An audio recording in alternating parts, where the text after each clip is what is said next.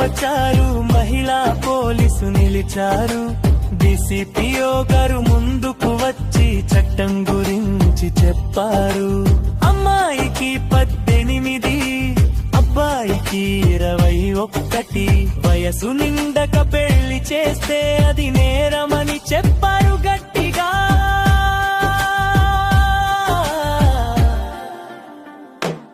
చదువు పిల్లల హక్కు అని, పెళ్లి కాదు తొందరని, చిన్న వయసులో పెళ్లి చేస్తే జైలు శిక్ష తప్పదని, సమాజమంతా కలిసి బాల్య వివాహం ఆపాలి, చిన్నారుల కలలను కాపాడాలి.